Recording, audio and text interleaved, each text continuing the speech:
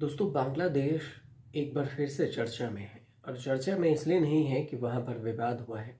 चर्चा इसलिए हो रही है कि जो वहाँ की पूर्व प्रधानमंत्री शेख हसीना को फांसी की सज़ा सुना दी गई है। फांसी कहें, मौत की सज़ा सुनाई गई है। 17 नवंबर को इंटरनेशनल क्राइम ट्रिब्यूनल, जिसे आप ICT कह सकते हैं, इस कोर्ट ने यह सज़ा सुनाई। अब ये ICT मतलब इंटरनेशनल क्राइम ट्रिब्यूनल, आप इसे ऐसा ना समझें कि ये अंतर्राष्ट्रीय कोर्ट है जिसकी सज़ा अगर एक बार बोल दी गई, फैसला हो गया तो हो गया। ऐसा नहीं है। ये शेख हसीना के द्वारा ही गठित की गई और उन्हीं के द्वारा लागू किया गया ये कोर्ट बनाया गया था। इस वजह से ताकि इस कोर्ट में 1971 में जो देशद्रोही थे, जो बांग्लादेश के ख़िलाफ़ काम कर रहे थे, या फिर बांग्लादेश जो पाकिस्तान से सैनिक पकड़ा के बांग्लादेश आए थे, उन पर कानूनी कार्रवाई के लिए ये कोर्ट बनाया गया था। अब उसी कोर्ट में शेख हसीना पर केस चला और मौत की सज़ा सुना दी गई है। 2024 में भारत में पनाह के लिए शेख हसीना आई। क्यों आई? क्योंकि बांग्लादेश लगातार तब देखें तो भारत में जो आई शेख हसीना, तो अब डिमांड ये कर रहा है, दबाव डाल रहा है कि शेख हसीना को भारत सौंप दे। लेकिन कुछ संधि भी है जिससे इतना आसान नहीं होता कि भारत शेख हसीना को सौंप दे।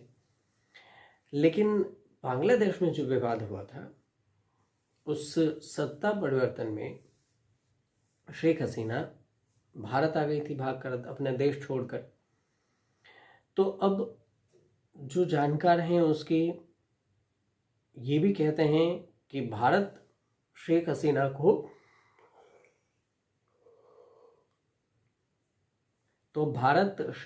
को वापस नहीं करना चाहेगा।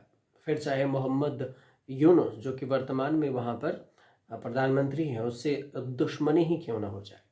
अब ऐसा क्यों नहीं करेगा भारत? तो इसके लिए भारत के पास है प्रत्यर्पण संधि। प्रत्यर्पण संधि का हवाला दे सकता है भारत। तो ये प्रत्यर्पण संधि, जिसे ट्रीटी कहा जाता है, ये ट्रीटी क्या है? भारत क्यों किसी भी कीमत पर शेख हसीना को नहीं लौटाएगा और इसके नतीजे क्या होंगे, इसे ही समझते हैं इस वीडियो में। सबसे बड़ी बात यह है कि भारत बांग्लादेश के बीच में 2013 में एक संधि हुई। क्या है तो 2013 के संधि?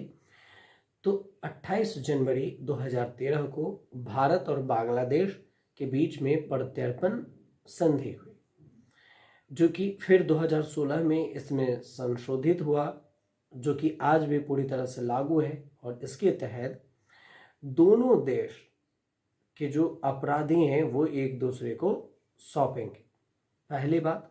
दूसरे कंडीशन, आतंकवाद, हत्या, अपहरण, ड्रग तस्कर, मनी लॉन्ड्रिंग और भ्रष्टाचार जैसे गंभीर अपराधों में जो प्रत्यर्पण संधि है उसकी बात हुई कि होगा इन चीज़ों में। और अगर कोई राजनीतिक अपराध करता है तो प्रत्यर्पण नहीं होगा। तो फिर तो शेख हसीना तो राजनीतिक अपराध में आई है। चौथी बात है कि अगर अपराधी को उसके देश में मौत की सज़ा हो सकती है तो फिर सौंपने से पहले लिखित गारंटी लेनी होगी कि फांसी नहीं दी जाएगी। भारत और बांग्लादेश दोनों के बीच में ये समझौता हुआ था। अब पांचवा जो गारंटी थी वो ये कि झूठे या राजनीतिक बदले की भावना से बनाए गए केस में प्रत्यर्पण से मना किया जा सकता है। अब शेख हसीना भी इसी कंडीशन में है कि झूठे और राजनीतिक बातें हैं और बनाकर पेश किया जा रहा है। 2016 में जो संधि हुआ उसमें संशोधित किया गया, जिस प्रक्रिया को बहुत ही आसान और तेज बनाया गया। यानी कि यह प्रत्यर्पण मांगने के लिए पूरे सबूत देने की जरूरत नहीं है, सिर्फ उस व्यक्ति के खिलाफ किसी समक्ष कोर्ट का गिरफ्तारी वारंट दिखाना काफ़ी हो जाएगा। अब इसी संधि के तहत उल्फा नेता अनूप चेतिया को बांग्लादेश ने 17 साल बाद 2016 में भारत को सौंपा था। वहीं पर 1975 में जो शेख हसीना के पिता हैं शेख मुजीबुर रहमान की जब हत्या हुई थी, उसमें शामिल 2 दोषियों को 2020 में भारत ने बांग्लादेश को सौंपा था। 9 जुलाई 2025 को यूनिस सरकार ने भारत से शेख हसीना को वापस भेजने की मांग की, लेकिन भारत ने ऑफिशियली कोई जवाब नहीं दिया। अब शेख हसीना को मौत की सजा मिलने के बाद भारत को जो बांग्लादेश प्रत्यर्पण के लिए फिर से भारत पर दबाव बनाएगा बांग्लादेश। अब दूसरा सवाल ये है सवाल ये है कि इस संधि में ऐसा क्या है जिससे भारत शेख हसीना की वापसी से इनकार कर सकता है। इसका पॉइंट समझिए। पॉइंट ये है कि प्रत्यर्पण को अनिवार्य नहीं बनाया गया है। संधि साफ तौर पर कई अपवादों की इजाजत देती है जिसके तहत भारत शेख हसीना के प्रत्यर्पण से इनकार कर सकता है। अब आता है आर्टिकल 6। आर्टिकल 6 में राजनीतिक अपराध का आधार भी है। इस संधि के प्रत्यर्पण से मना किया जा सकता है कि आर्टिकल 6 में इसका जिक्र भी है। संधि कहती है कि अगर अपराध राजनीति के लिए किया गया है, शेख हसीना के केस में जो आईसीटी है उसके ट्रायल को भारत राजनीतिक बदला मान सकता है, जिसमें हसीना को मास्टरमाइंड कहा गया था और हसीना ने खुद को इसे बायस्ड और पॉलिटिकली जो मोटिवेटेड है वो बताया है। तो फिर बांग्लादेश की अंतरिम सरकार ने हसीना के विरोधियों के साथ मिलकर यह ट्रायल चलाया जो कि राजनीतिक कल्पना है और संधि में हत्या, टॉर्चर जैसे कुछ गंभीर अपराधों को राजनीतिक नहीं माना जाता। लेकिन अगर पूरा केस राजनीतिक संदर्भ में हो तो फिर भारत इनकार कर सकता है। जैसे हसीना को हटाकर सत्ता परिवर्तन किया गया। भारत का एक्स्ट्राडिक्शन एक्ट 1962 की धारा 29 भी इसकी इजाज़त देती है। दूसरी बात ये आती है यहाँ पर अब आर्टिकल में कि इसमें एक और आर्टिकल है जिसका जिक्र करना, आर्टिकल 8। आर्टिकल 8 में न्याय के हित में न कोई आधार, ये भी है, इसका जिक्र है। अब इस संधि में आर्टिकल 8 के तहत अगर आरोपी की जान को खतरा हो तो निष्पक्ष ट्रायल नहीं मिला हो या ट्रिब्यूनल का न्याय नहीं है बल्कि राजनीति हो तो भारत प्रत्यर्पण से मना कर सकता है और भारत ये सब आसानी से दिखा सकता है। शेख हसीना के केस में उनके बिना ही ट्रायल हुआ है जो कि जल्दबाजी में पूरा किया गया। हसीना को वकील नहीं मिला। 1400 मौतों पर अंतर्राष्ट्रीय संगठन चिंता जता चुकी है। हसीना खुद इसे राजनीतिक साजिश बता रही है और रिपोर्ट के मुताबिक जजों पर सरकारी दबाव भी बना जो कि कंगारू कोर्ट जैसा लगता है।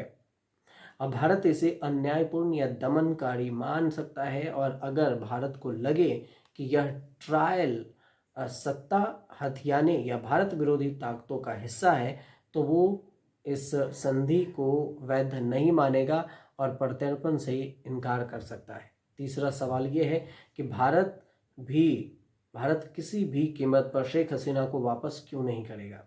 तो 17 नवंबर को भारत के विदेश मंत्रालय ने सिर्फ इतना कहा कि वह किसी प्रत्यर्पण के वादे बांग्लादेश के लोगों के सर्वोत्तम हित में काम करेगा।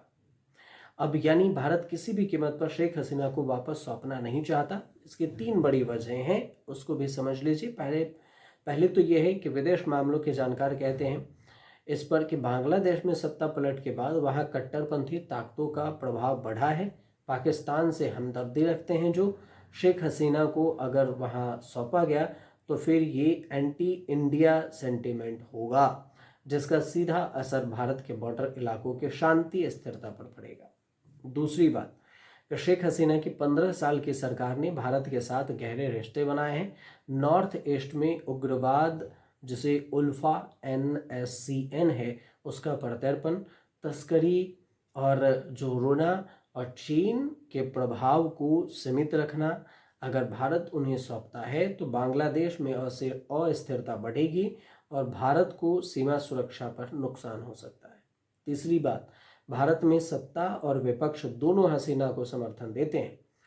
अब दोनों में देते हैं तो अगर प्रत्यर्पण हुआ तो बांग्लादेश के साथ संबंध तनावपूर्ण होगा, लेकिन इनकार से संबंध टूटेंगे नहीं, क्योंकि भारत आर्थिक रूप से पहले से ही मजबूत है। फिलहाल शेख हसीना भारत में रहेंगी और भारत सरकार ने इसका सीधा उनका वीज़ा भी बढ़ा दिया है। सुप्रीम कोर्ट में आर्टिकल 21 जो कि जीवन का अधिकार है, इसके तहत सुरक्षा मांग सकती हैं वो।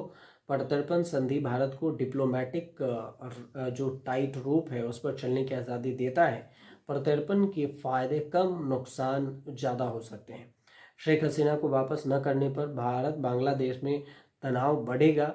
नतीजे क्या होंगे? तो नतीजा युद्ध जैसा संकट नहीं है, लेकिन ऐसा भी है कि तनाव बढ़ेगा तो उसमें ये होगा कि रिश्तों में गहरी दरार आ सकती है, कूटनीतिक अलगाव आ सकता है, सीमा सुरक्षा, अवैध जो प्रवास है उसमें इजाफा हो सकता है और आर्थिक सहयोग और व्यापार में कमी हो सकती है। क्षेत्रीय और वैश्विक कूटनीति पर भी असर पड़ सकता है। इसके अलावा 5वें सवाल में देखिए, शेख हसीना को किन आरोपों में सजा मिली है? अब रास्ता क्या है बचने के लिए, तो ये भी आप इसमें समझ लीजिए। अब इन्हीं आईसीटी कोर्ट ने शेख हसीना पर 5 आरोप लगाए हैं। भड़काऊ भाषण, प्रदर्शनकारियों को दबाने, खत्म करने के लिए घातक हथियार का इस्तेमाल देने का आदेश, रंगपुर में बेगम रोकैया विश्वविद्यालय के छात्र अब्बू सईद की गोली मारकर हत्या का आरोप है।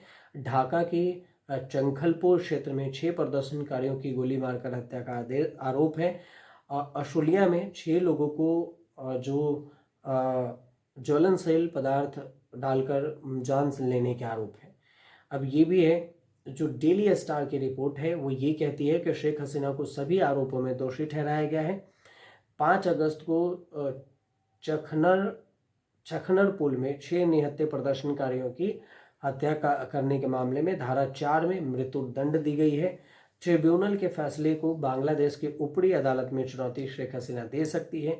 सबूतों को दोबारा जांच और अनफेयर ट्रायल का हवाला देकर रिव्यू की मांग कर सकती है।